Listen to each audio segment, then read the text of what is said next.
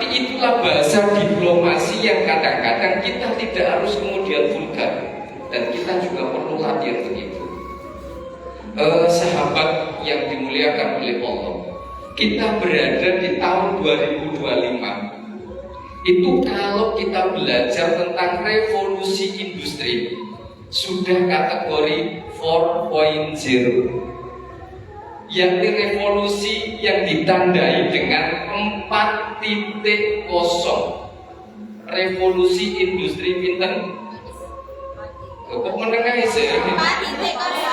Revolusi industri 4.0 alias 4.0 yang itu diawali munculnya abad 21. Nah, revolusi itu ternyata sudah mengalami perubahan selama 4 kali.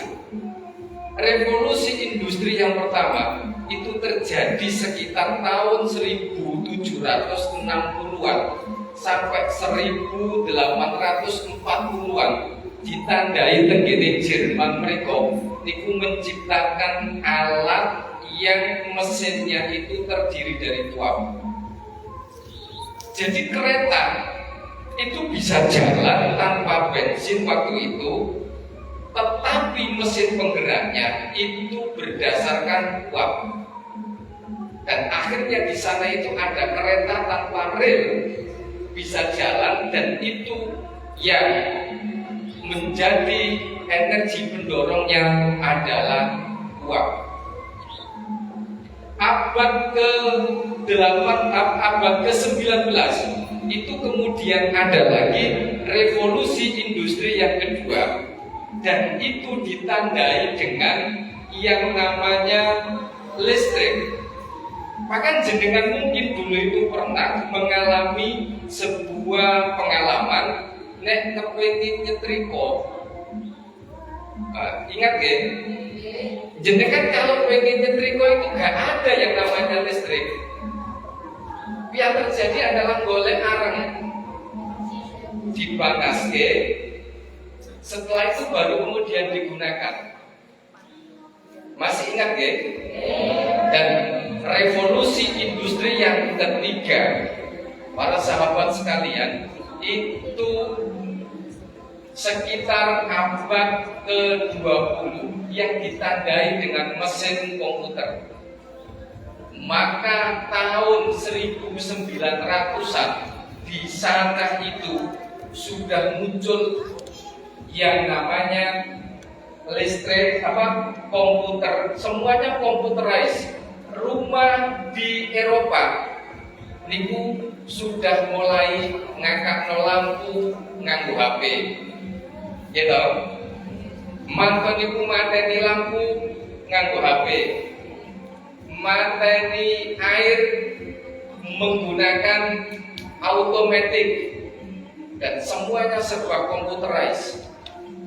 Dan sekarang para sahabat, kita ini berada di revolusi industri yang keempat, ditandai dengan satu yang namanya teknologi AI, Artificial Intelligence, AI, tulisannya AI, Artificial Intelligence, yakni kecerdasan buatan yang mampu menandingi manusia, dan dia akan smart sekali ketika bekerja. Siapa yang sudah pernah menggunakan teknologi AI ini? Belum. Makanya sekarang kalau kuliah S2 lalu hanya sekedar ngetik buatkan makalah dengan tema ini, hanya butuh waktu sekitar 4 detik. Kalau kecepatan internetnya kuat, hanya butuh waktu 4 detik itu sudah tersaji semua. Nah, ChatGPT itu bagian dari teknologi AI. Ada yang punya aplikasi itu? Ada, tapi dihapus. Tapi dihapus? Enggak. Kalau ada, mohon jenengan angkat tangan. Oh, belum ada. Biasanya pakai online, Pak. Pakai online. Sekarang saya tunjukkan satu kelebihan namanya AI. Ini membuka pikiran kita bahwa ternyata kita hidup di Lowayu, tetapi teknologi itu terus bergulir. Bayangkan, mesin penggerak listrik itu kalau di Jerman, kemudian di Inggris nuwun sewu, itu ternyata sudah sekitar tahun 1890-an sudah ada di sana. Nah, ini namanya ChatGPT. Saya coba, mudah-mudahan ini mampu ya. Bisa ditulis atau bisa diajak bicara.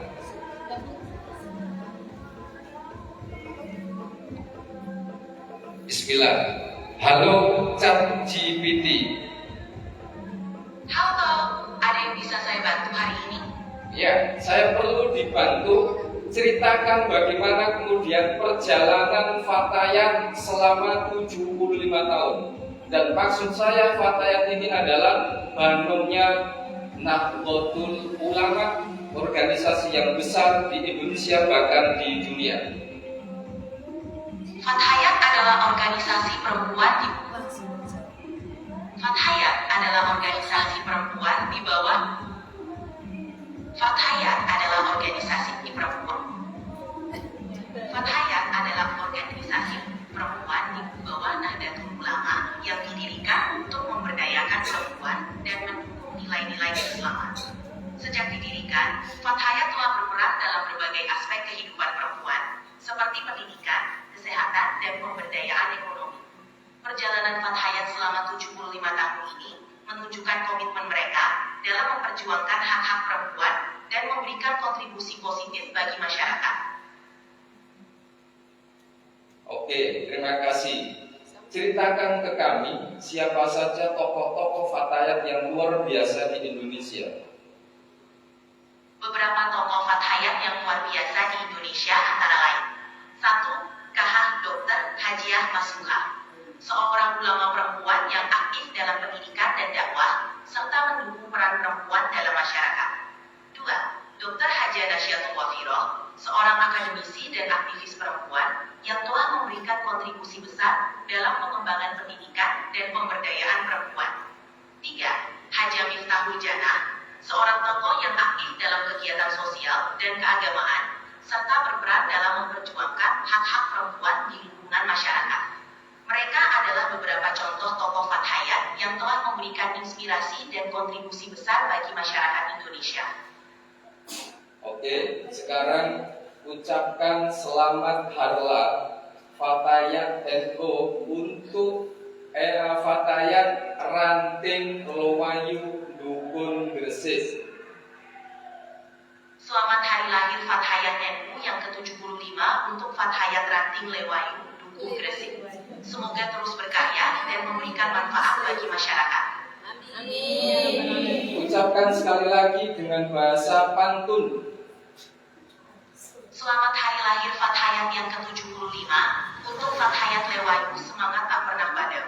Bersama berjuang demi kebaikan, semoga Fatayat selalu di depan. Amin.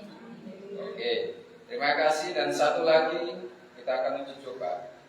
Ceritakan profil Ustadz Khairun Nasib, Wakil Dekan 1 Fakultas Keislaman Universitas Trunojoyo Madura. Ustadz Khairun Nasib adalah Wakil Dekan Bidang Akademik Fakultas Keislaman Universitas Trunojoyo Madura. Beliau juga aktif sebagai tim perumus pendidikan karakter di universitas tersebut. Selain itu, Ustadz Khairun Nasib juga mengelola asrama mahasiswa Universitas Trunojoyo Madura. Di luar kampus, beliau aktif sebagai motivator dan trainer di beberapa organisasi seperti Gria Parenting Indonesia, Asa Bangsa, dan Humanos Management. Dengan latar belakang sebagai dosen dan pengelola asrama, Ustadz Khairun Nasib memiliki komitmen tinggi dalam dunia pendidikan dan pemberdayaan masyarakat. Oke, terima kasih. Terakhir saya ingin bertanya. Izinkan saya bertanya, kapan Anda kepingin bergabung ke Nahdlatul Ulama? Saya di sini untuk membantu dan memberikan informasi yang Anda butuhkan. Jika Anda tertarik atau ingin tahu lebih lanjut tentang Nahdlatul Ulama atau organisasi lainnya, saya siap membantu dengan informasi yang Anda butuhkan. Oke, oke, terima kasih. Nah, sahabat-sahabat, itu adalah sebuah gambaran bahwa artificial intelligence itu sekarang sudah menjadi sesuatu yang luar biasa. Tidak hanya di dunia pendidikan, di kesehatan, di bidang kesehatan, membaca hasil dari rongsen itu sudah tidak menggunakan tenaga manusia lagi. Alat bantunya adalah AI. Cukup difoto kemudian disampaikan. Saya padahal nggak pakai yang pro, boten nganggo sing bayar, hanya pakai yang free. Tetapi mereka mampu menangkap semuanya informasi. Nah, kalau kita kemudian rajin update status di media sosial, maka dia mampu melacak itu sehingga gampang sekali untuk melihat biodatanya. Yang tidak bisa dia lakukan itu adalah nek goleki dompete hilang. Ini membuat saya, misalnya dicoba dompet saya hilang di mana, mohon maaf. Nah, itu bedanya. Termasuk ketika dipancing untuk diajak syahadat, mesti ngeles. Dipancing untuk gabung ke NU, mesti ngeles. Nah, sahabat sekalian, hari ini kita berada di dunia yang teknologinya itu sudah berada di revolusi industri yang keempat. Jepang hari ini sedang merilis revolusi industri yang kelima. Nah, kita bayangkan, maka suatu saat handphone itu sudah tidak diperlukan lagi.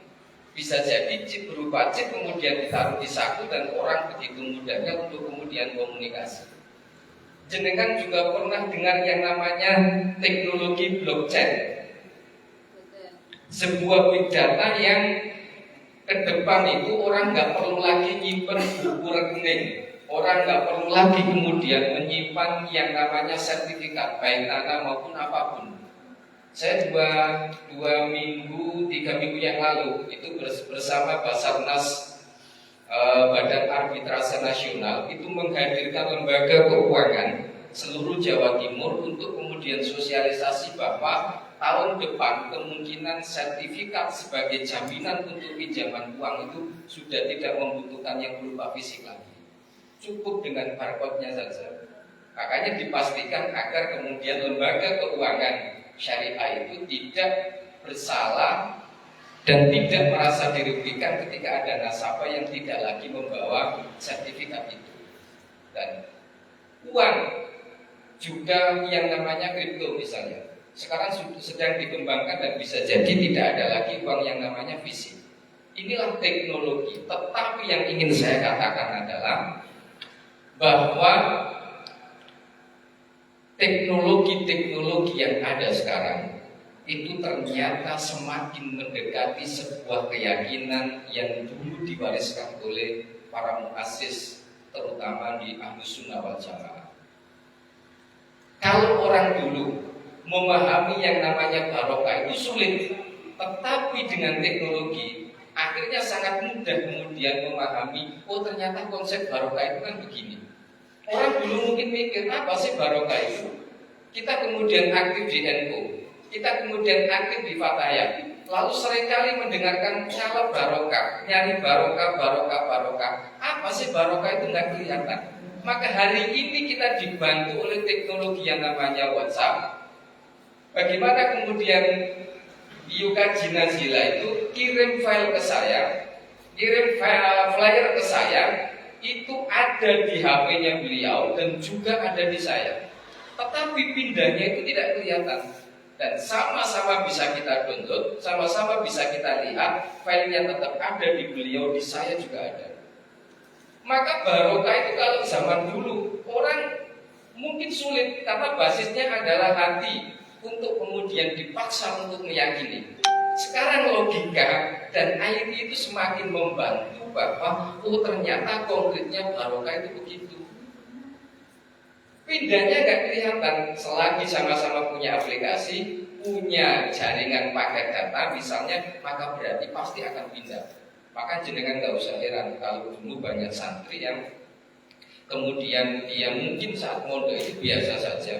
Dia nggak nggak kelihatan hebatnya, tetapi yang beliau lakukan hanya nata sandal kiainya. Setiap kali kiai datang, sandalnya ditata. Setiap kali kiai datang, sajadahnya ditata untuk menutup meja. Dan itu ternyata adalah proses delivery yang namanya barokah. Memang tidak kelihatan, tapi itu bisa, namanya teori kuanta. Tidak semua sesuatu yang indah kemudian kelihatan oleh mata. Makanya saya seringkali seminar di Bandung-Bandungnya NU itu saya beri judul Kuanta Nahdlatul Ulama, termasuk di Lamongan juga. Kenapa kemudian? Karena pindahnya sesuatu itu tidak semuanya bisa dilihat oleh mata. Kalau air